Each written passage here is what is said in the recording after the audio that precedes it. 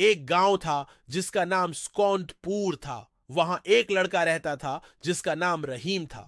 रहीम बहुत होशियार और मेहनती था, लेकिन उसका दिल हमेशा उदास रहता था क्योंकि उसका कोई दोस्त नहीं था। गांव के बाकी बच्चे इससे बात नहीं करते थे क्योंकि वो समझते थे कि रहीम बहुत संजीदा है और खेलने में दिलचस्पी नहीं लेता।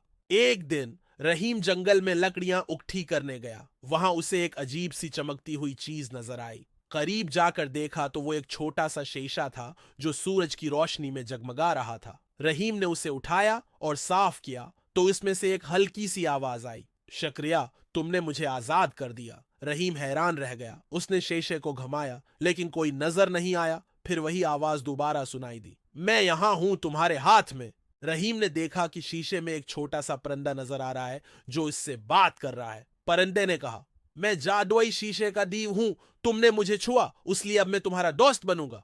तुम जो चाहो मैं तुम्हारी मदद करूंगा। रहीम बहुत खुश हुआ। उसने सोचा कि अब उसका एक सच्चा दोस्त है। वो रोजाना जंगल में आता और शीशे से बात करता। दीव उसे दिलचस्प कहानियां सुनाता, उसके सवालों के जवाब देता और कभी कभी उसके लिए फल भी ले आता। रहीम की आजमाइश एक दिन गांव में एक बड़ा मसला खड़ा हो गया। गांव के कनवे का पानी खत्म हो गया था और बारिश न होने की वजह से खेत सूख रहे थे। लोग परेशान थे। रहीम ने शीशे से पूछा, क्या तुम हमारी मदद कर सकते हो? दीव ने जवाब दिया, हाँ, लेकिन उसके लिए तुम्हें एक मुश्किल काम करना होगा। तुम्हें पहाड़ की चोटी पर जाकर वहां से एक जादुई पत्थर लाना होगा जो बारिश ले सकता है।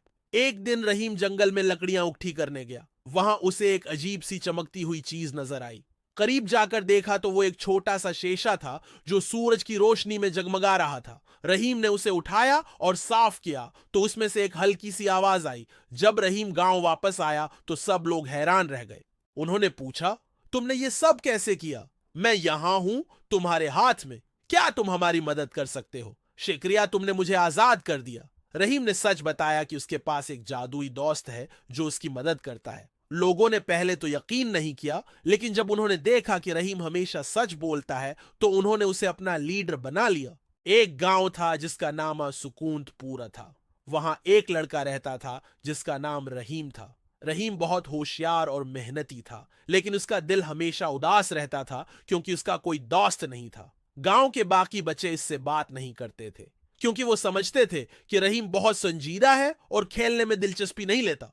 रहीम ने हिम्मत की और अगले दिन सुबह सवेरे पहाड़ की तरफ चल पड़ा। रास्ते में उसे कांटेदार झाड़ियों, गहरी खाइयों और खौफनाक जानवरों का सामना करना पड़ा, लेकिन वो हिम्मत ना हारा। आखिरकार वो चोटी पर पहुंचा और वहां एक चमकदार पत्थर पाया। जैसे ही उसने पत्थर उठाया, आसमान पर बादल छा गए और जोरदार बारिश होने लगी। मैं जादुई शीशे का दीव हूं, तुमने मुझे छुआ, इसलिए अब मैं तुम्हारा दोस्त बनूंगा।